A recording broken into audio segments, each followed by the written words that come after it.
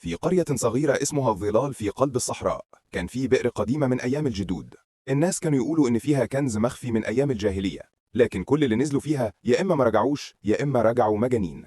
كان في رجل عجوز اسمه أبو صالح، هو الرجل اللي في الصورة الأولى بالعمامة البيضاء. أبو صالح ده كان أغنى واحد في القرية زمان، وبعدين فجأة باع كل حاجة واختفى 40 سنة كاملة، محدش عرف راح فين. في يوم من الأيام في سنة 1446 هجريا رجع أبو صالح للقرية، لكن رجع فقير جدا، هدومه ممزقة وفي إيده عصاية بس. الناس اتلموا حواليه زي الصورة اللي تحت بالظبط. واحد شاب اسمه خالد، بنته فاطمة، جارتهم أم محمد وشيخ القرية. خالد سأله بغضب: يا عم أبو صالح، 40 سنة وإحنا فاكرينك مت وبعدين رجعت مفلس، فلوسك راحت فين؟ أبو صالح ابتسم ابتسامة غريبة وقال: أنا ما رجعتش عشان أعيش، أنا رجعت عشان أموت هنا. الناس اتخضوا. أم محمد قالت: يعني إيه؟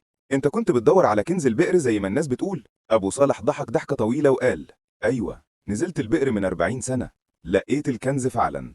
الكل صرخ: دهب؟ جواهر؟ قال: لأ، لقيت مراية قديمة، بس المراية دي ما كانتش بتوري وشك، كانت بتوري قلبك. سكت شوية وبعدين كمل: لما شفت قلبي في المراية شفت إني بخيل ظالم، ما سألتش على أمي ولا أبويا ولا جيراني، كل اللي كان يهمني الفلوس، فتركت كل حاجة ورحت أعيش في الصحراء أصلح اللي عملته. فاطمة سألته بدموع: طب ورجعت ليه دلوقتي؟ أبو صالح بص للبئر وقال: عشان أنا قربت أموت وعايز أرمي المراية دي في البئر تاني قبل ما حد يشوف فيها اللي شفته أنا، لأن اللي يشوف حقيقة قلبه يا إما يتغير يا إما يموت من الحسرة. في الليل أبو صالح مشي لوحده للبئر، الناس كانوا يتفرجوا من بعيد. رمى حاجة لمعت جوه البئر، وفجأة طلع نور قوي من البئر وبعدها انطفى. تاني يوم لقوه متوفي جنب البئر وبسمة حلوة على وشه.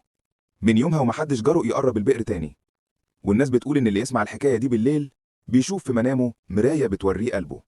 وبيقولوا كمان إن أبو صالح ما كانش فقير أبدا، ده كان أغنى واحد في الدنيا، لأنه اشترى حياته الآخرة بكل اللي كان يملكه في الدنيا.